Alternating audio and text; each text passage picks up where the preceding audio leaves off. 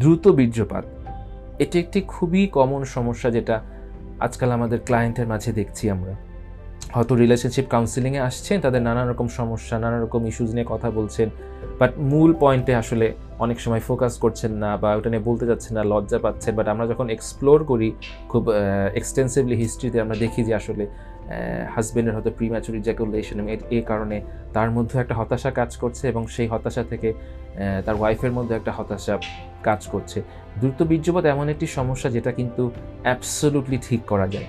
দ্রুত বীর্যপাত কাকে বলবো বা কখন আমরা বলবো যে দ্রুত বীর্যপাত হচ্ছে? বলা হয় যে সহবাসের অ্যাটলিস্ট 75% টাইম যদি 1 মিনিটের আগে আপনার বীর্যপাত হয়, বীর্যপাত হওয়ার টাইমটা কখন গণনা করব? যখন পুরুষাঙ্গ ভ্যাজাইনাতে প্রবেশ করার পর থেকে 1 মিনিটের পূর্বে যদি হচ্ছে আপনার বীর্যপাতটা হয়ে থাকে এবং সেটা যদি 75% ক্ষেত্রে হয়, তখন আমরা এটাকে বলবো হচ্ছে গিয়ে দ্রুত বীর্যপাত বা প্রিম্যাচুর ইজাকুলেশন।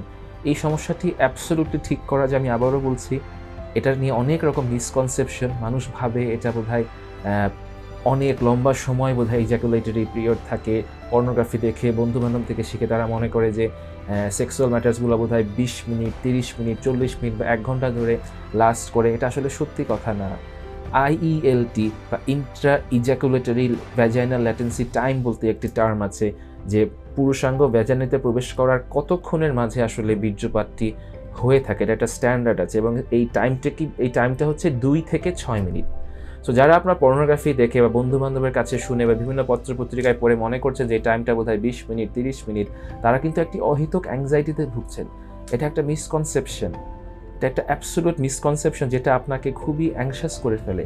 আপনি সেক্সুয়াল অ্যাক্টিভিটি করার আগেই আপনার কাছে মনে হয় যে আমি বোধহয় পারবো না, আমাকে দিয়ে হবে না। অনেক সময় হয়তো আপনি ভাবেন, বাট আপনার স্ত্রী, সে হয়তো আরেকজনের কাছ থেকে এই মিসকনসেপশনটা শুনেছে, বা তার বান্ধবীর কাছে বা তার আত্মীয়ের কাছে শুনেছে যে এটা 20 মিনিটস, 30 মিনিটসের ডিউরেশন রাখতে হয়। তখন সেও আপনাকে হয়তো একটা প্রেশার দিচ্ছে। আপনারা দুইজনই এরকম অ্যাংজাইটিতে ভুগে আপনাদের সেক্সুয়াল লাইফটা খুবই মিজারেবল যাচ্ছে। এটা আমি জাস্ট একটি মিসকনসেপশনই বললাম। এরকম অনেক রকম মিসকনসেপশনিও কিন্তু আমরা ঘুরে বেড়াই, আমরা কাউকে জিজ্ঞেস করি না, বা জিজ্ঞেস করলে এমন কাউকে জিজ্ঞেস করি যারা আসলে আমাদের সঠিক তথ্য দেয় না। আমি আবারও বলবো যে প্রিম্যাচুর ইজাকুলেশন সম্পূর্ণ ঠিক হয় এরকম একটি সমস্যা। সেক্সুয়াল মিসকনসেপশনে আমরা কাজ করতে পারি, আমরা অ্যাংজাইটি রিডাকশনের অনেকগুলো উপায় আছে, সেটা নিয়ে আমরা কাজ করতে পারি। পারফরমেন্স অ্যাংজাইটি রিলেটেড অনেকগুলো কথা তাদের আমরা বলতে পারি, এবং এগুলো বললে দেখা যায় যে 70 to 80% ক্ষেত্রে মানুষের সমস্যাটা ঠিক হয়ে যায়। যে 20%-এর হয় না, তাদেরকে আমরা কিছু অল্প সময়ের জন্য ওষুধ দিয়েও কিন্তু আমরা এই ডিউরেশনটা কিছুটা বাড়িয়ে নিতে পারি। সো আমি আবারও বলবো, যারা আপনারা দ্রুত বীর্যপাত সমস্যায় ভুগছেন, তারা প্লিজ বাসায় বসে থাকবেন না। এটা এমন একটা সমস্যা যেটার কারণে আপনার সংসার ভেঙে যেতে পারে, যেটার কারণে নিজেকে খুব তুচ্ছ, নিজেকে খুব ছোট মনে হতে পারে, যেটার কারণে মনে হতে পারে আমি পুরুষ হিসেবে সার্থক না, বা আপনার অনেক ধরনের ফ্যামিলিয়াল ইস্যু হতে পারে যেটা আসলে হওয়ার কথা ছিল না। জাস্ট একটা কনসালটেশন বা একটা সঠিক ডক্টরের পরামর্শ আপনার পুরো জীবনটা, পুরো ফ্যামিলি লাইফটা চেঞ্জ করতে পারে।